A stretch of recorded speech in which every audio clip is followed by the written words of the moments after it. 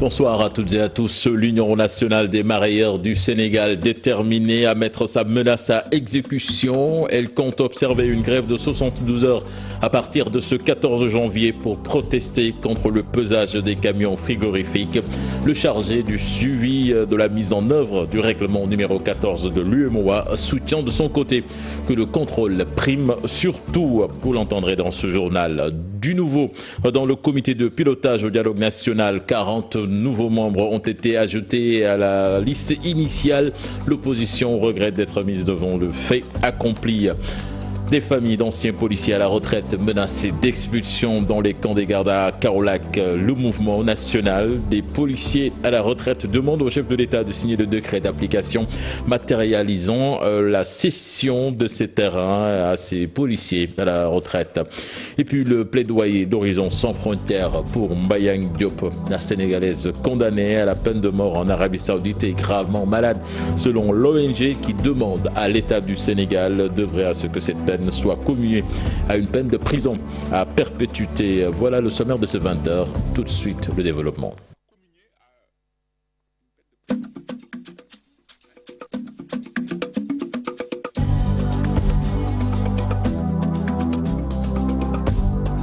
Bienvenue à toutes et à tous. Tout d'abord, cette information qui nous vient de Ziguinchor. Une fille de 4 ans qui a été retrouvée égorgée non loin de chez elle. Le drame a eu lieu à Cantène, quartier du village de Magnana, donc situé au sud de Ziguinchor. Elle avait disparu depuis hier vers 18 h avant que ses parents ne la retrouvent égorgée ce matin. Les explications de son père dans cet élément signé Boubacar Diassi et Lamine Magnan. Alhamdulillah, et 18 h. Rendons grâce à Dieu. Hier soir, vers 18 h, je revenais de la gare routière de Ziguinchor quand mon épouse m'a appelé pour me dire que notre fillette avait disparu. D'après les enfants qui étaient avec elle, c'est un homme qui est entré dans la maison pour demander de l'eau à boire. Ma fille l'a servi. C'est à ce moment que l'individu l'a prise par la main et a disparu avec. Ce sont les cris des autres enfants qui ont alerté le voisinage. En revenant de la gare routière, je suis passé par la brigade de gendarmerie de Boudodi pour déclarer cette disparition. Les gendarmes ont de suite entamé les recherches. Le lendemain, tôt le matin, alors que j'étais à la mosquée, la mauvaise nouvelle est arrivée. Les gendarmes m'annoncent au téléphone qu'ils ont retrouvé la fillette égorgée en pleine brousse. Je vous l'annonçais dans les titres de cette édition, les mareyeurs et pêcheurs de Kayar dans la tourmente. Ils observent un arrêt de travail à partir d'aujourd'hui pour exiger de l'État le retrait de la décision de faire passer tous les camions frigorifiques au pesage à l'essieu. Une grève de 3 jours donc sera observée si le gouvernement n'agit pas dans le sens souhaité. Ces mareyeurs ont improvisé une marche pacifique. Charanta Diop, c'est la tire. Non au pesage des camions frigorifiques à l'essieu. C'est la plateforme revendicative des mareyeurs et pêcheurs de Kayar. En mouvement d'humeur, ces mareyeurs et acteurs de la pêche de Kayar qui, dans le cadre d'un mot d'ordre de 72 heures de grève, ont même improvisé une marche au niveau du quai de pêche. Ici au niveau du quai de pêche de Kayar, pour alerter le président de la République qu'il nous avait promis de renouveler notre parc automobile. Mais aujourd'hui, à notre grande surprise, au niveau du transport, on nous a exigé des ponts bascules pour que les camions frigorifiques doivent passer à l'essieu. On sait que le poisson c'est un produit périssable. Si on nous exige à passer par le pont essieu, il y a d'énormes préjudices que ça peut poser aux mareyeurs. Normalement, il devait y avoir des chambres froides au niveau de ces ponts essieux, mais malheureusement, tel n'a pas été le cas. C'est la raison pour laquelle, du 15, le 16 jusqu'au 17, nous allons faire un arrêt de travail total partout au Sénégal. Ces mareyeurs reprochent aux autorités étatiques de faire la sourde oreille sur beaucoup de problèmes, réclamant ainsi l'ouverture de négociations. À moins que le chef de l'État puisse revenir sur ces décisions. Dans ce cas, on peut négocier, voir quelles mesures à prendre pour pallier à ce problème. Le panier de la ménagère risque de souffrir de cette grève. Le poisson commence à se faire rare à Kayar. L'Union nationale des mareyeurs du Sénégal compte également observer une grève de 3 jours. Elle proteste contre l'application du pesage des camions frigorifiques, mais aussi ils demandent le rallongement de la validité des cartes des mareyeurs. Ils ont fait face à la presse ce matin. Compte rendu signé Abdourahmane Diallo et Mamadou Gueye. Après des discussions et médiations, les mareyeurs du Sénégal comptent exécuter leurs menaces. Ils vont observer 3 jours d'arrêt de travail. Les gosses ont dit qu'ils ont vu le ministre ou bien ils ont adressé des correspondances. Ils l'ont rencontré, mais ils n'ont pas eu de satisfaction. C'est pour cela que les enfants qui sont les mareyeurs en activité ont pris la décision d'arrêter leur travail pour avoir bien de cause. À partir de le 15, 16, 17, pour 3 jours. Si les mareyeurs ne travaillent pas, les machines ne pourront pas travailler parce qu'ils n'auront pas du poisson pour vendre. Ces mareyeurs listent les maux de leur secteur. Une chose qui est très grave qui se passe entre nous avec les problèmes de pêchage que nous rencontrons à chaque fois. Parce qu'au pêchage là-bas, on taxe des taxes on ne peut pas admettre ça. Une carte de mareyeur ne doit pas arrêter à 1 an. Parce que les cartes de commerçants là, ce n'est pas pour 1 an, c'est pas la validité. C'est 3 ans, 4 ans que je crois bien. Mais les cartes de mareyeur, la validité est de 1 an. À chaque année, on renouvelle ça. Et c'est trop cher. Il faut dire qu'aussi qu'une partie des mareyeurs du Sénégal ne compte pas suivre ce mouvement d'humeur. N'empêche, ces mareyeurs, eux, comptent aller jusqu'au bout dans leur combat. Abdourahmane Diallo, ceux du marché central de Pékin vont participer à cette grève. Le système sera totalement bloqué à Dakar. Ces vendeurs de poissons ne comptent pas négocier avec l'État sur la question du pesage. Là-dessus, je vous propose de suivre les explications de leur porte-parole. Il s'appelle Ibrahima Gueye. Ses propos sont recueillis par Salif Sow et Asmalik Diop. La cause de cette grève, c'est dû au pont bascule. Afrique Pesage, nos camions frigorifiques qui traversent les ponts bascules et on nous fait payer des amendes énormes et on délaisse nos poissons sur les routes. Et nous constatons, nous ne devons pas passer sur les ponts bascules parce que les produits que nous transportons sont des produits périssables. Nous ne devons pas avoir le même traitement avec les autres camions qui passent dans les ponts bascules. Bon, le camion frigorifique ne peut pas peser 30 tonnes. Et on dit sur l'Afrique Pesage, c'est 60 tonnes qui dégradent les routes. Et nos camions ne pèsent pas 30 tonnes.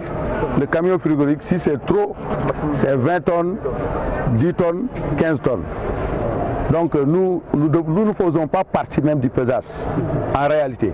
Parce que cette convention a été signée depuis 2005. On verra bien qui est le président national des mareyeurs du Sénégal. Si l'État du Sénégal pense qu'il y a quelqu'un qui représente les mareyeurs, qui parle au nom des mareyeurs, sans pour autant connaître le problème des mareyeurs, là... À présent, les précisions du chargé du suivi de la mise en œuvre du règlement numéro 14 de l'UMOA. Il soutient que beaucoup de facteurs ont été accordés aux mareyeurs, notamment la priorisation au niveau des postes de pesage.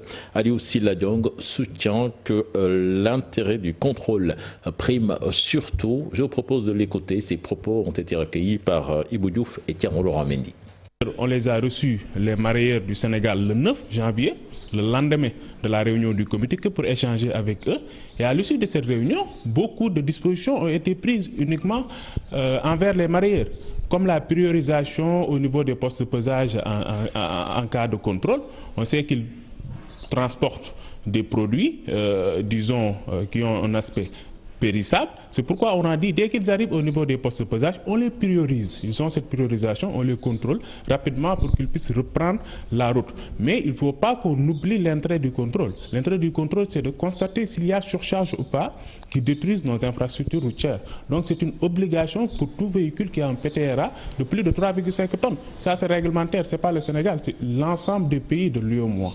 En tout cas, l'État du Sénégal, à travers son ministère du Transport et du concessionnaire Afrique Pesage, s'investit pour le respect du règlement numéro 14 de l'UEMOA qui lutte plutôt contre l'extrême surcharge. La rédaction a donné la parole à des experts pour mieux comprendre ce qu'est le pesage. Un sujet signé Ibou Diouf et Thierno Laurent Mendy.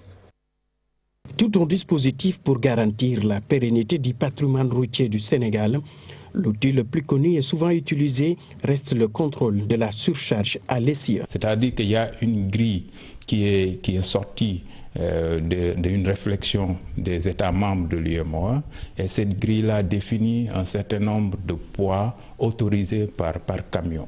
C'est pourquoi en 2012, l'État du Sénégal a démarré le contrôle de ce contrôle via un concessionnaire, et actuellement on a 20 postes de pesage opérationnels où sont contrôlés tous les véhicules chargés. Sur la route, on tombe souvent sur des postes de contrôle. Des bureaux installés pour le respect du règlement 14 de l'UEMOA. Une route qui devait durer 20 ans, au bout de 5 ans, est complètement amortie.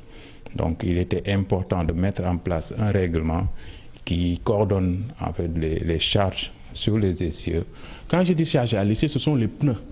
L'essieu, ce sont les pneus des véhicules de transport de marchandises, mais aussi le PTAC et le gabarit. Le gabarit, c'est la hauteur, c'est pour sauvegarder nos passerelles, nos ponts. En matière de facilitation des transports et la préservation des routes, l'État et ses partenaires ont mis en place un certain nombre d'outils. Alors, il y a la dernière technologie du pesage qui est le pesage dynamique, que nous, on utilise, qui nous vient de notre maison mère Captels. C'est un dispositif qui est reconnu par l'OMS, l'Organisation mondiale de la météorologie. Mais aussi, il y a des amendes qui lui sont taxées. J'ai dit tout à l'heure qu'aujourd'hui, l'amende sur les essieux est suspendue de façon temporaire. Si l'État du Sénégal tient au règlement 14 de l'UEMOA pour préserver les routes, toutefois, l'autre défi à relever est de faire face aux usagers et les faire comprendre l'importance du pesage. Nous parlons de toute autre chose à présent, avec les familles des anciens policiers à la retraite logés dans les camps des gardes menacés d'expulsion. Le mouvement national des policiers à la retraite interpelle le président de la République à ce propos. Il lui demande de signer le décret d'application matérialisant la cession de ces terrains aux policiers à la retraite afin de tranquilliser les veuves et les familles de ces policiers. Les membres du mouvement se réunissaient à Kaolack pour évaluer l'état d'exécution des promesses qu'il leur avait faites le chef de l'État Macky Sall. C'était en 2015. Voici Cherna Keita, président du mouvement, interrogé par Ibrahim Diamé et Fally Gaye. Que nous avions sollicité le président de la République pour qu'il nous fasse cession des logements dans les camps de garde et sites de police aux retraités qui les occupent, policiers. Le restant des terres morcelées et distribuées aux membres de ce mouvement, et qu'il avait donné son accord pour cette session. Et depuis lors, nous attendons ce décret qui matérialise la session, parce que les gens sont toujours sur des coups de menace. Si il vient de verser 2 milliards, vous avez entendu l'annonce de Abdoulaye Daouda Diallo, ministre de l'économie et des finances, à l'Assemblée nationale, qu'ils vont recevoir leurs indemnités, parce que 2 milliards sont déjà versés dès le 31 janvier. Les gens attendent, les retraités, les radiés vivants et les veuves de radiés attendent ce 31-là pour pouvoir vraiment bénéficier de ça, des milliards, parce qu'il y a 2 milliards versés, 1,4 milliard pour combler le gap et 600 millions pour les indemniser. Mais il reste les autres points, c'est l'application de la pension militaire que nous attendons depuis 1978. Condamné à la peine de mort depuis le mois d'avril 2017 par la justice saoudienne qui l'accuse d'avoir tué son employeur, Mbayang Diop serait gravement malade et sans aucune assistance médicale selon Horizon Sans Frontières. D'après les informations reçues par l'ONG, désespérée dans sa souffrance, elle aurait préféré mourir que de continuer à vivre dans ces conditions de détention. Horizon Sans Frontières suggère à l'État du Sénégal, dans un sursaut diplomatique, que cette peine de mort soit communiée à une peine de prison à perpétuité pour que Mbayang Diop puisse revenir finir ses jours au Sénégal. Son président Boubacar Seye en parle au micro de Thiaba Aliba et Ahmadou Ba. Mbayang est aux oubliettes. Elle serait gravement malade et sans aucune assistance médicale. D'après même les informations que nous avons reçues, son état est tel qu'elle aurait souhaité aujourd'hui mourir que de continuer à vivre dans ces conditions de détention. Mbayang est aux oubliettes. Elle serait gravement malade et sans aucune assistance médicale. D'après même les informations que nous avons reçues, son état est tel qu'elle aurait souhaité aujourd'hui mourir que de continuer à vivre dans ces conditions de détention. Donc vous conviendrez avec moi qu'il y a aujourd'hui urgence absolue raison pour laquelle Horizon Sans Frontières tire la sonnette d'alarme. Vu les relations séculaires, multidimensionnelles qui lient l'Arabie Saoudite à l'État du Sénégal, l'État aurait pu, les autorités sénégalaises du moins, auraient pu quand même demander une grâce à titre humanitaire. Interpellons l'État du Sénégal sur un sursaut diplomatique afin de communier cette peine de prison à une peine simple. Et puis retenez que le tribunal de grande instance de Mbour a renvoyé toutes les fins de poursuite contre les 14 personnes jugées la semaine dernière dans l'affaire concernant les affrontements entre pêcheurs et policiers. C'était le 23 décembre dernier à Mbour. Le tribunal estime qu'il n'y a pas de délit. Ils étaient poursuivis pour les délits de coups et blessures volontaires à agents dans l'exercice de leurs fonctions, entre autres. Grève du G20 et tension sociale. La présidente du dialogue social appelle au calme et au dialogue. Elle invite l'État à entamer des négociations avec les syndicalistes. Innocence Tapniaï s'exprimait lors de la rencontre avec l'ambassadrice de l'Union européenne. Ses propos sont recueillis par Aïssatou Gueiba et Pape Sangoné Mbaye. À travers donc cette tribune que vous m'offrez, je renouvelle cet appel aux syndicats parce que tout simplement, au finish, il y a les parents, il y a les enfants et il y a tout le système éducatif et il y a bien sûr la nation sénégalaise. Le dialogue social, c'est un mécanisme pour trouver des solutions.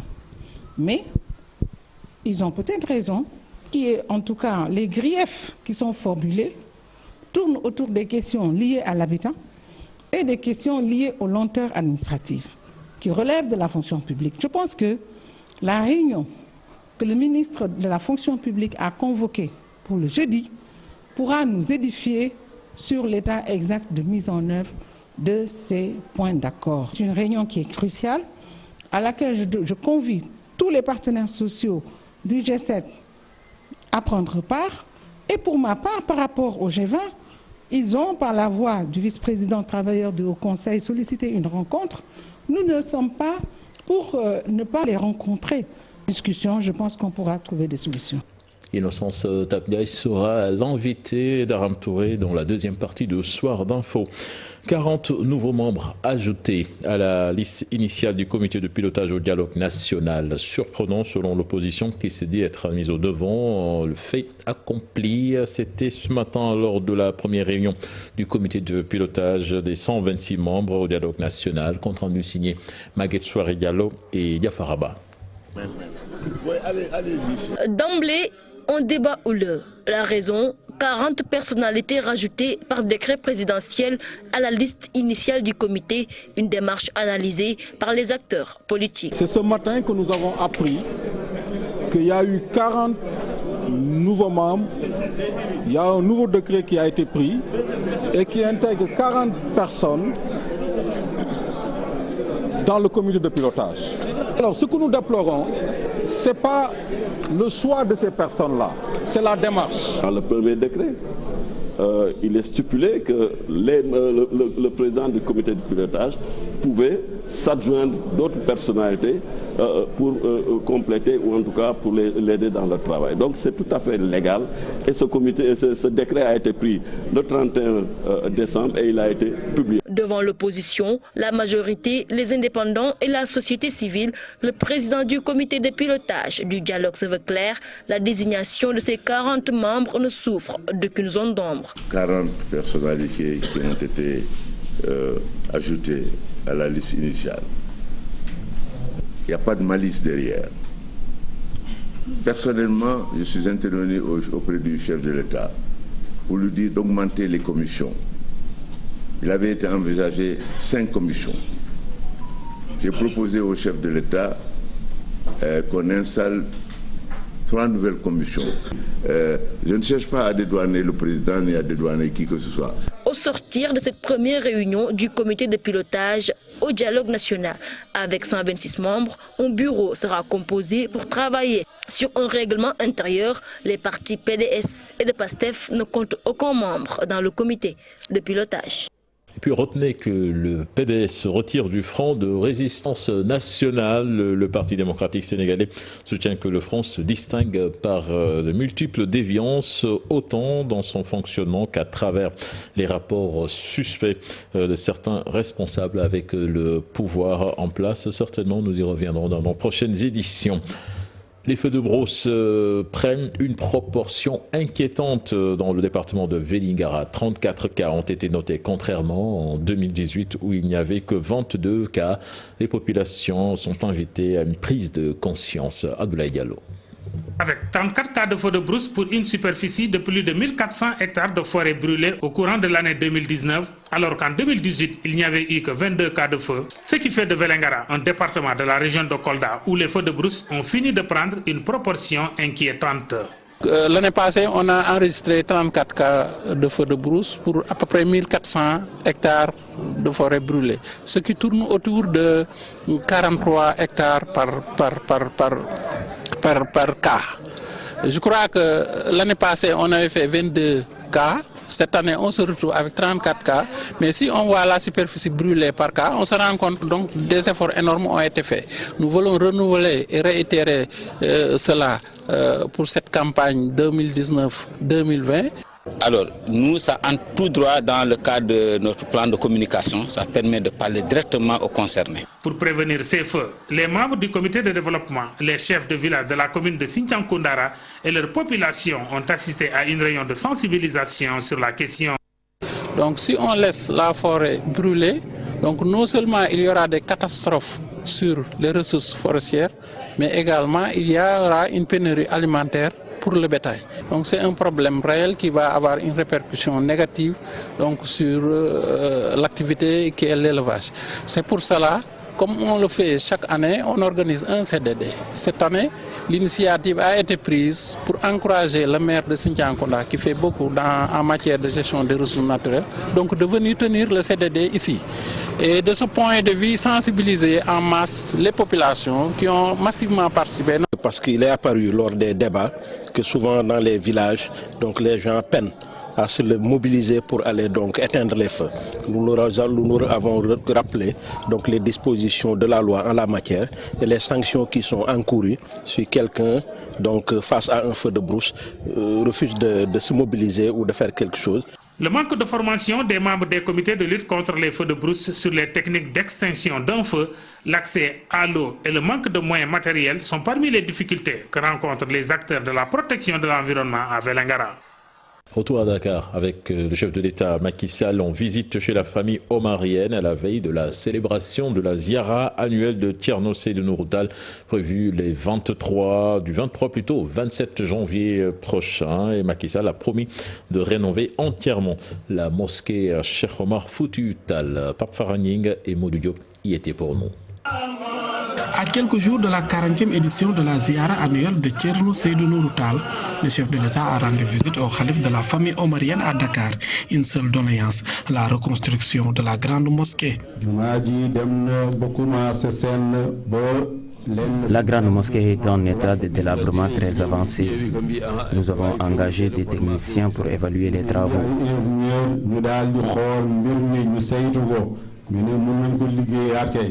Le chef de l'État se porte volontaire et donne des garanties pour la reconstruction de cette grande mosquée. La reconstruction de cette grande mosquée est inscrite dans le programme national de la reconstruction des foyers religieux. Et bientôt, s'il plaît à Dieu, nous allons l'inaugurer avec vous dans cette mosquée. Et ce sera une grande victoire pour la religion musulmane. Le khalife de Cheikh Omar Foutiyou Tall à Dakar magnifie les projets de l'État avant de formuler des prières pour le président de la République. Président de la République, Nila Touba, Maki ila Madina Gounas. Président Macky Sall ila Madina Gounas. Maki ila Kaolack. Le président de la République a réalisé d'énormes projets comme Ila Touba, Autoroute Kaolack, Ila Amorphile et tant d'autres, même Ila Medina Gounas. Donc, nous prions pour vous, Monsieur le Président de la République, pour que votre règne continue. ne sa nekkin si Sénégal doyul. gollandema Sénégal yonaani. ne li ngay liggéeyal Sénégal waa doyul. L'imam ou même El Hadji Mansour Mbaye ou d'autres dignitaires plaident pour des retrouvailles entre Macky Sall et le maire de la Médina. Monsieur le maire Bamba Fall na El Hadji Mansour xëy na sa secret la joxe waaye xëy na daf lay baab rek waaye xam naa ne li mu wax moom man gëm naa ko. Cannes 2019 de l'accueil euphorique des Lions du Sénégal, lecture politique d'un fait polémique. C'est le titre d'un ouvrage de 103 pages produit par l'écrivain et philosophe Amadou Alfassi. L'auteur fait la liaison entre la politique et le football avec le fameux accueil triomphal et populaire des Lions du football après la campagne de 2019 qui avait vu l'équipe du Sénégal perdre en finale face à l'Algérie. Je vous propose de suivre sa réaction au micro de Diop et Habib Sek. Le verdict, c'est l'histoire. Je dis que le livre étant axé sur une question essentielle, sur une question actuelle, ce que j'ai fait, c'est des hypothèses. Certains m'ont dit, mais vous savez, monsieur, si, avec le phénomène de Sargal avorte de Sadio Mané, vous avez raison. D'autres me disent voilà, des remarques. Moi, ce qui m'intéresse, c'est après l'euphorie, qu'on donne le temps au temps et qu'on réfléchisse. J'ai voulu éviter les questions très simplistes.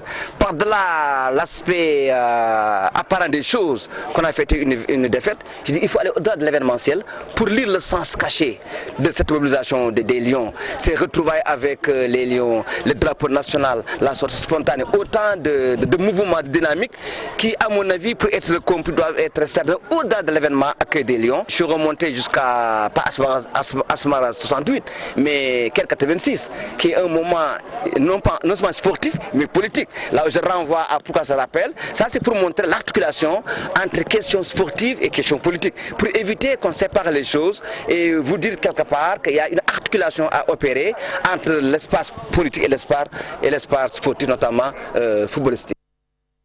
Et puis en football, Teungueth FC trône seul au classement de la Ligue 1 sénégalaise après 5 journées, sans défaite depuis le début du championnat, avec 7 buts marqués et 0 encaissés. L'équipe fanion de la ville de Rufisque peut croire au titre, selon le journaliste sportif Sadibou Cissé.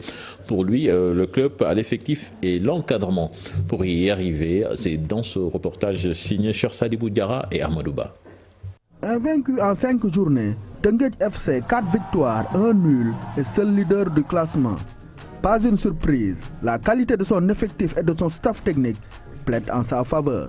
Babacar Ndiaye allait piocher un peu partout, à l'extérieur même, en faisant revenir des joueurs qui étaient là, comme Sayer Thioune, comme Mamadou Niang.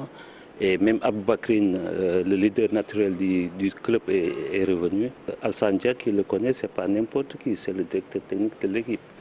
Il y a aussi Youssouf Dabo, comme vous le dites, qui est entraîneur de l'équipe nationale junior. Il y a Kana, qui est le préparateur des gardiens de l'équipe nationale junior.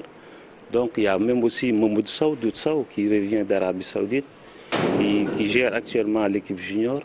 Donc c'est un staff de qualité. Sur une série de 3 victoires consécutives, les Rufisquois qui s'appuient sur l'expérience en attaque comme en défense affichent de belles statistiques. C'est la deuxième meilleure attaque avec 7 buts, à égalité avec Dakar Sacré-Cœur. Bon, ils ont aussi la meilleure défense parce qu'actuellement c'est la seule équipe à n'avoir pas encaissé de buts. S'il est même très prématuré de parler de titre, Teungueth FC peut y croire en dépit de la concurrence. On n'est qu'en début de saison, il reste 21 journées à jouer, donc il faut attendre peut-être un peu parce que aussi il y a le Giraffe qui revient, il y a Génération Foot qui peut revenir, même l'US Gorée qui est dernier peut revenir. Mais vu l'effectif qu'ils ont, parce qu'ils ont un banc très riche, moi je pense qu'ils font partie des favoris naturels. Avec 13 points au compteur, Teungueth FC devance de 3 points son dauphin Dakar Sacré-Cœur. Le challenge pour la suite, garder sa cage inviolée, son invincibilité et le leadership. Le dernier élément de ce 20h, prochain rendez-vous pour l'information, ce sera à 0h avec le tout en image. L'antenne à vous, Aram Touré, pour la deuxième partie de Soir d'Info. Merci beaucoup, cher Tidiane.